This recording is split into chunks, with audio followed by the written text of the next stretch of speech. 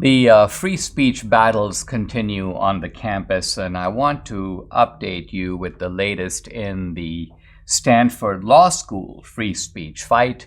You might recall that this erupted when there was an organized demonstration, a disruption, a heckling of a district judge, Kyle Duncan, who was going to give a speech. I believe the topic of the speech was fairly benign, I think cryptocurrency, something like that. But the students began yelling and screaming, and an administrator intervened, not on the side of the judge to ensure free speech, but on the side of the hecklers, basically chastising the judge for attempting to divide the community with his speech. Well, the dean, Jenny Martinez of the law school, and also the president of Stanford, apologized for this disruption. The dean of diversity has apparently been put on leave, but there was further protest at Stanford.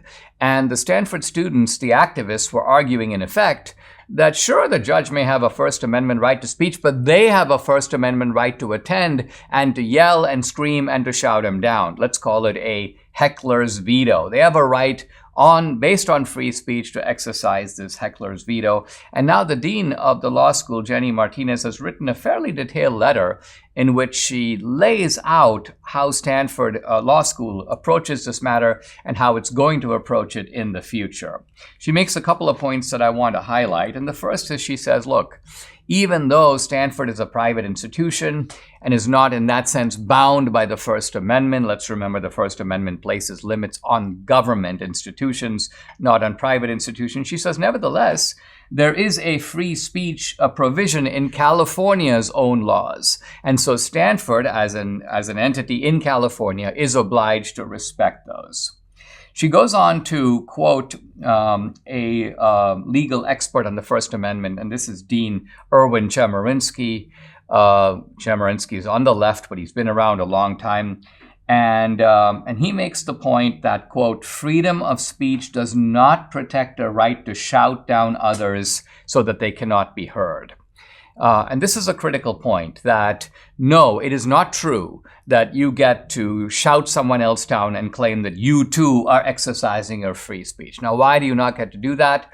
Because first of all, there is an appropriate time and place for everything. The judge has a right to speak. Remember, he's an invited speaker. He was invited by the Federalist Society on the campus. This is a scheduled event. The people who are coming there, who, by the way, have free speech rights, also have a right to come and listen to someone that they want to listen to.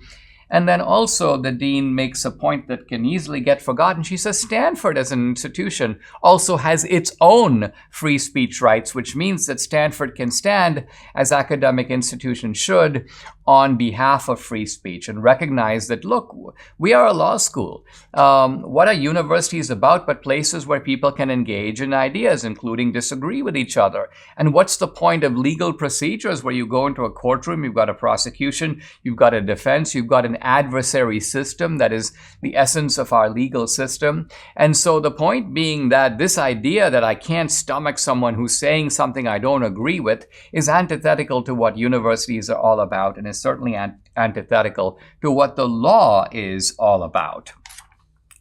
The dean goes on to say that we are committed, Stanford Law is committed to diversity, equity, and inclusion.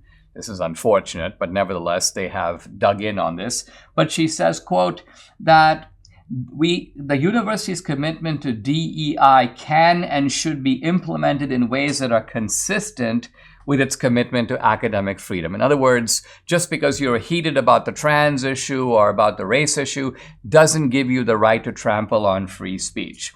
And moreover, she goes on to say to the activists, listen, if you're expecting the Stanford Law School to keep jumping in and taking your side on every political issue of the day, take positions on trans rights and take positions on laws that other states are passing, she goes, we're not going to be doing that. Quote, at the same time, I want to set expectations clearly going forward. Our commitment to diversity, equity, and inclusion is not going to take the form of having the school administration announce institutional positions on a wide range of current social and political issues, make frequent institutional statements about current news events, or exclude or condemn speakers who hold views on social and political issues with whom some or even many in our community disagree.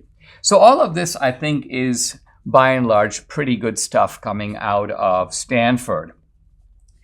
In fact, so much so that Judge Kyle Duncan has praised the dean, Jenny Martinez, by saying that, quote, "This letter provides a solid basis for improving intellectual climate at Stanford."